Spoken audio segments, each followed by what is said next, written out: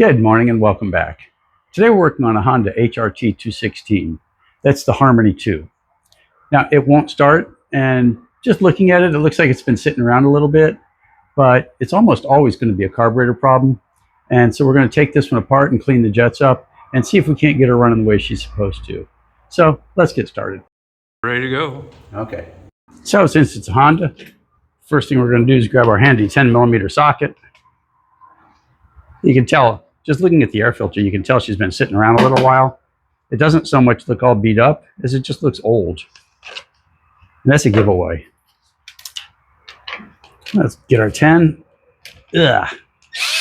And get this thing apart.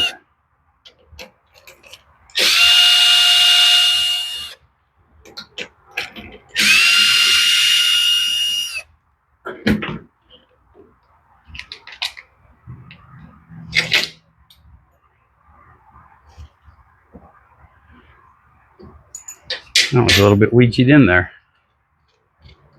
There we go. Come on, buddy. Okay, now we got the air hose in the back. And that's it. And you can see this one doesn't have the big complicated choke system that the 216's got. Or I'm sorry, the 217. So it makes it a whole lot easier to take apart and put back together. It does have this little remote choke mechanism, but not a big deal. If you look at that, yeah, it feels really gooey too. That should be popping back a little bit more quickly. So this one needs cleaned up. This one needs to go through the ultrasonic.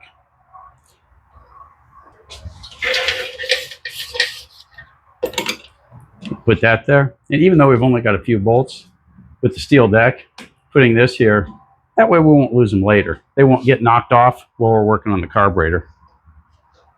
So next up, we'll turn the gas off. It's off. Let's see what the fuel line looks like. Yeah, it doesn't look too bad, but we're going to cut it anyway. We're going to go ahead and put a new fuel line on this one. I always recommend new fuel lines, especially from here this way, because they just get old and tired. Now this one's a little tricky because you're running two levers at a time when you rotate it off. There's kind of a skill to that. It takes a little practice. As you can see, the choke back plate is a whole lot simpler than it is on the other mower. Okay, the gasket doesn't look great, but other than that, looks pretty normal. And that's the front gasket, so that really wouldn't affect the way it runs. So let's take her over to the bench and get inside and see if we can't get her running. Okay, let's pull the bowl off. And everything so far has been a 10mm. Looking at the gas in this, you see the yellow tint to the fuel. That's a bad sign.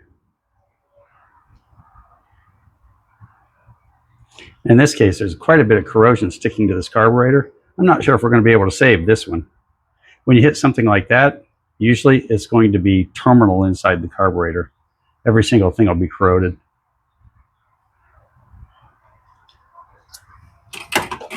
As expected, the needle's stuck.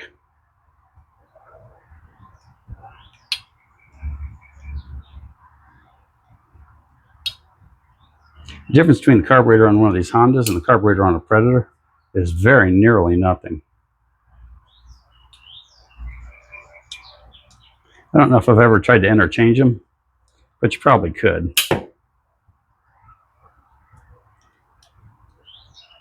Right, it's just stuck as anything. Okay, looking at this, let me see if I can give you a good look. You got heavy corrosion, and I can feel where it's affected the metal. And that tells me that this carburetor is just doomed. So we're going to go ahead and get a new carburetor for this one, because we're not going to do ourselves any favors, and we're just going to waste time trying to get this one running. So we'll see you tomorrow with a new carburetor. Okay, let's get her back together. First thing we'll do is put the spring on, only because the spring on this is just an absolute pain in the so-and-so when you're doing it later. We'll get one lined up, and we'll get the other lined up, and push everything into place. Very gently. Well, that went pretty well. So next up, we'll do the new fuel line. We'll measure her off. Take her right about here. With the carburetor hanging down a little bit on this one, it makes it a little bit easier. And with these Hondas, different versions of the same motor are different amounts of difficult. This one's one of those that's not super terribly difficult. Come on, buddy. And there we go. Perfect. Looks good, looks good. And we had these two gaskets stay in place, which makes it a little bit easier. We still got this gasket and the backing plate to contend with, though. So we'll get the bolts in. Now put the carburetor gasket on the bolts.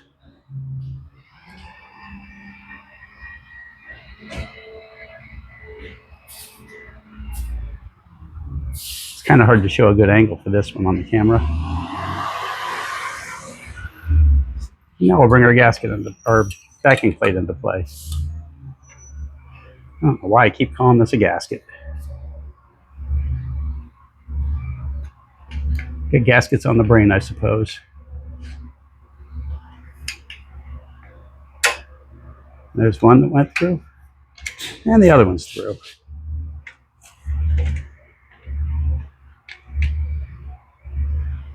And those of you who saw the last one, this one's a whole lot easier.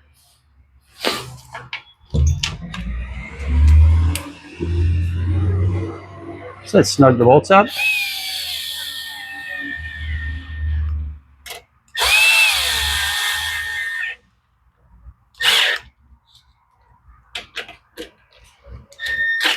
Make sure they're nice and snug. We don't want any air leaks.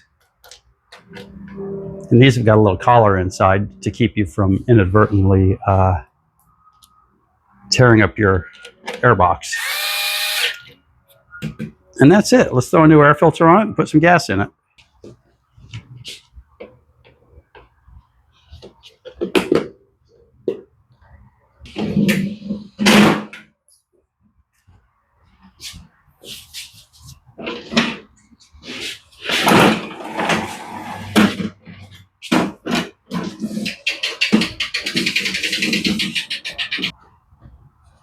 Okay, we got half a tank of fuel in it. And while the gas cap gets put away, the fuel will settle into the bowl of the carburetor and it should be ready to run. Okay, let's give it a run.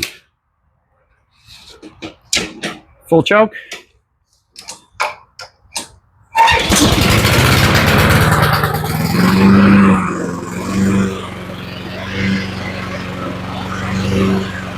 That's kind of nice.